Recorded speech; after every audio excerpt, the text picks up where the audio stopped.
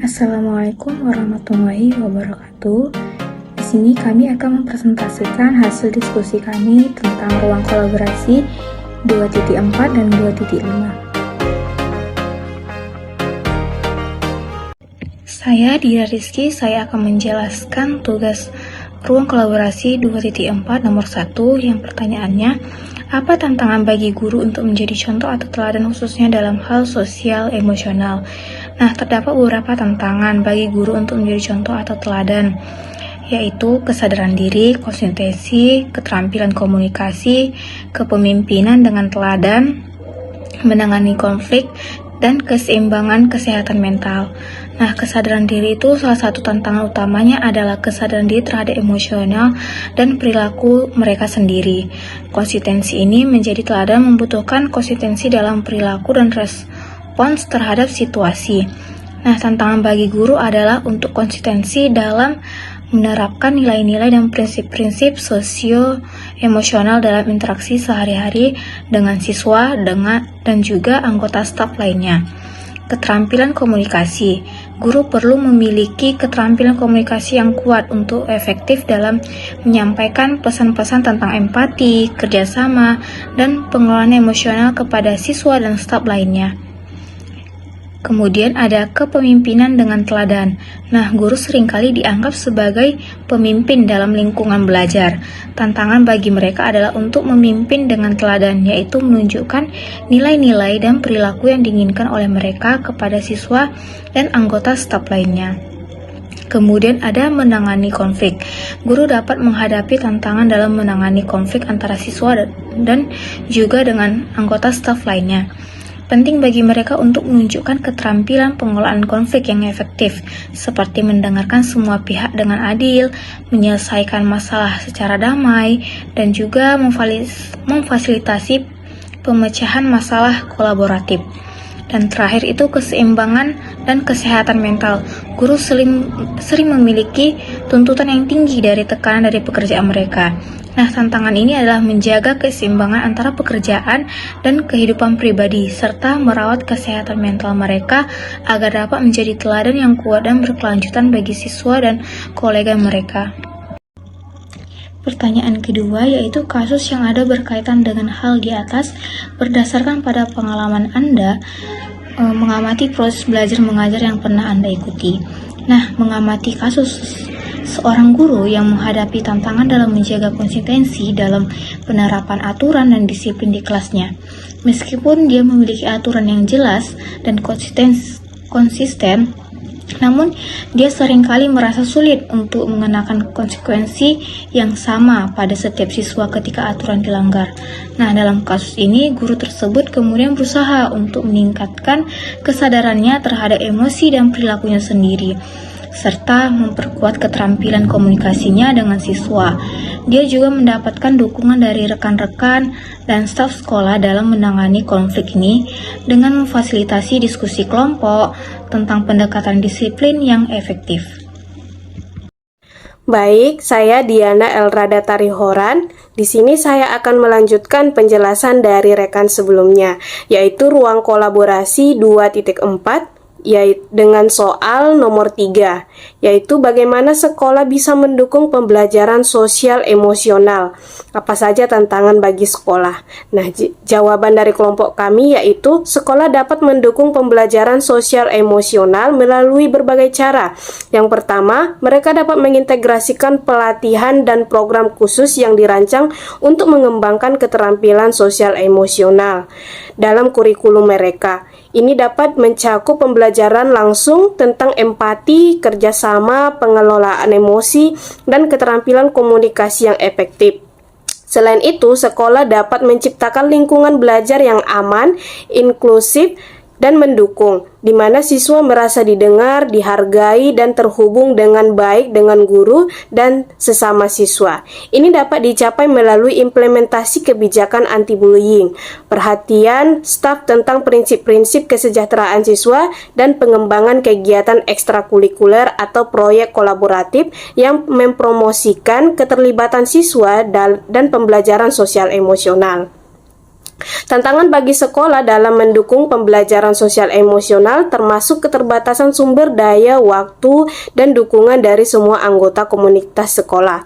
Terkadang prioritas akademis dan tekanan untuk mencapai hasil tes standar dapat mengalihkan perhatian dari pentingnya pembelajaran sosial emosional. Selain itu, menciptakan lingkungan belajar yang inklusif dan mendukung memerlukan komitmen dan kolaborasi dari semua pihak, termasuk guru, staf, administrator, orang tua, dan siswa. Tantangan lain mungkin termasuk mengatasi resistensi atau ketidaksetujuan terhadap pendekatan baru, serta menangani konflik atau perbedaan dalam interpretasi nilai-nilai emosional sosial tertentu di antara anggota komunitas sekolah.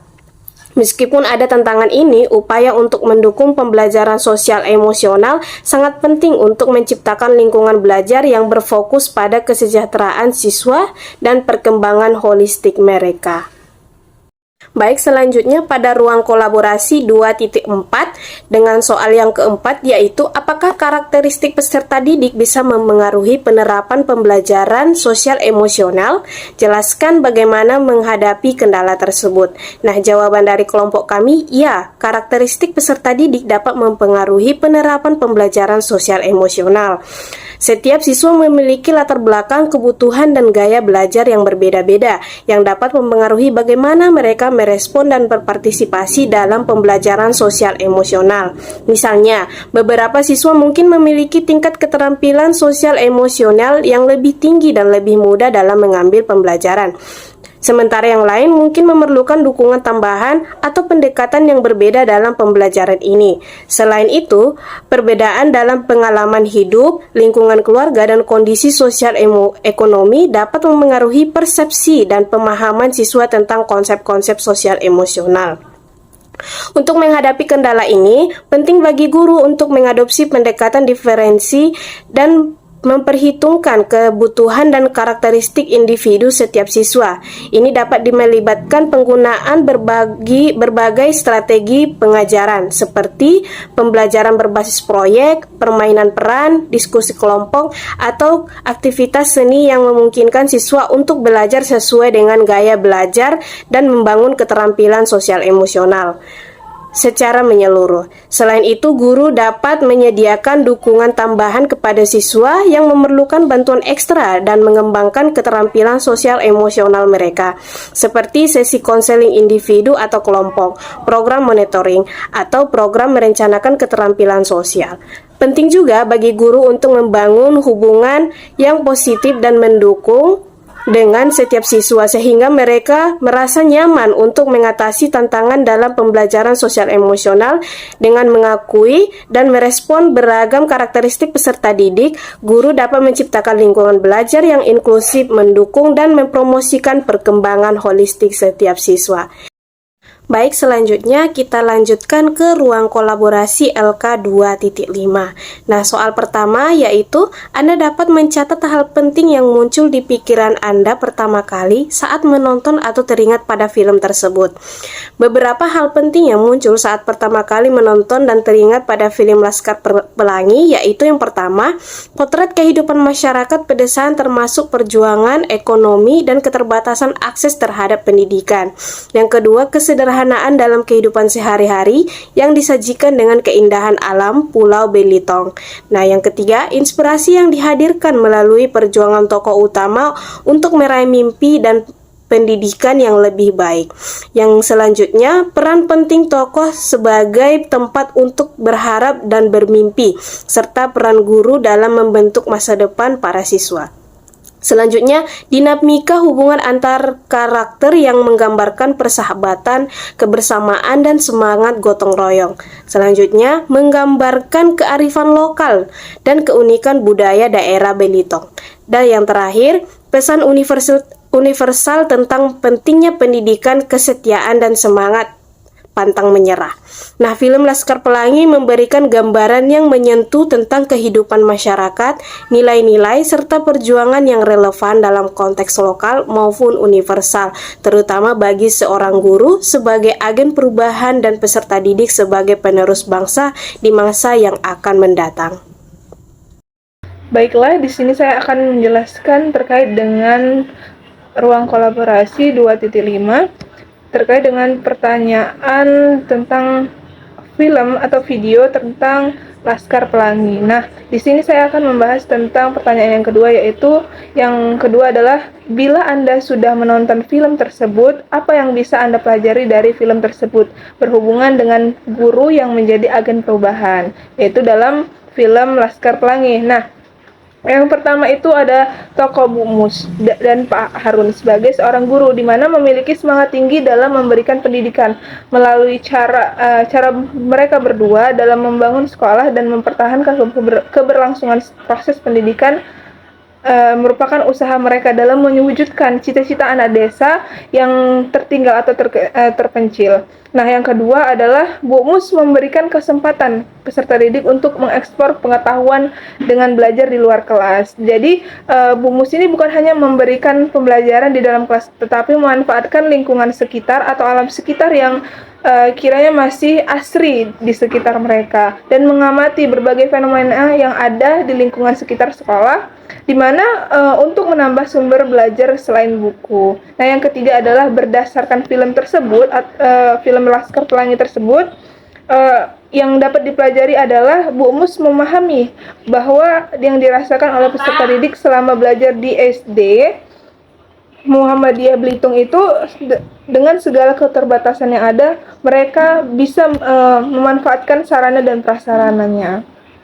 Lalu pertanyaan yang ketiga adalah, Anda bisa menonton alternatif film lain berhubungan dengan guru sebagai agen perubahan seperti Dead Fight Society, di mana film ini mengikuti kisah seorang guru bahasa Inggris yang tidak konvensional, yang John Keating yang mengajar di sekolah khusus laki-laki, di mana John Keating ini konservatif. Pada tahun 1959, Keating menggunakan metode mengajar yang inovatif dan memotivasi siswanya untuk mengejar impian mereka dan berpikir secara kreatif. Lalu ada Sekolah Rimba. Selain film Laskar Pelangi tadi, ada juga film Indonesia Sekolah Rimba, di mana film ini berdasarkan pada kisah nyata seorang guru Indonesia yang bernama Butet Manurung meninggalkan kehidupan di kotanya untuk hidup di pedalaman Kalimantan bersama suku Dayak. Nah, beliau membuka sekolah di hutan yang dikenal sebagai Sekolah Rimba atau sekolah hutan untuk anak-anak suku Dayak yang seringkali tidak memiliki akses pendidikan formal. Lalu yang selanjutnya, pertanyaan yang keempat adalah terkait dengan apa yang bisa Anda pelajari dari kejadian atau film tersebut dan apa hubungannya dengan pembelajaran sosial emosional. Nah, berdasarkan dari kedua film yang tadi, yaitu yang pertama Dead Poets Society, di mana dari film tersebut kita bisa belajar bahwa seorang pengajar atau seorang pengajar harus mendukung siswanya untuk mengejar mimpi mereka sesuai dengan minat yang dimiliki tanpa adanya paksaan. Hal ini penting dikarenakan jika seseorang memiliki minat tertentu, mereka harus membuat keputusan yang membuat mereka bahagia. Nah, yang kedua ada Sekolah Rimba, di mana Sekolah Rimba ini memiliki keterkaitan yang signifikan dengan pembelajaran sosial emosional, di mana memperlihatkan perjalanan guru tadi, Butet Manurung, dalam membentuk masyarakat suku anak pedalaman secara sosial dan emosional. Butet menunjukkan empati dan kesadaran sosial dalam merespon kebutuhan masyarakat tersebut. Dia mengembangkan keterampilan dalam berkomunikasi dan hubungan interpersonal yang kuat. Nah, serta menunjukkan kemampuan emosi dalam menghadapi tantangan yang ada. Baik, terima kasih. Saya kembalikan ke moderator. Demikianlah hasil presentasi kami. Apabila ada kata-kata kami yang salah maupun pemaparan materi kami yang kurang berkenan, kami mohon maaf. Kami akhiri dengan mengucapkan Assalamualaikum warahmatullahi wabarakatuh.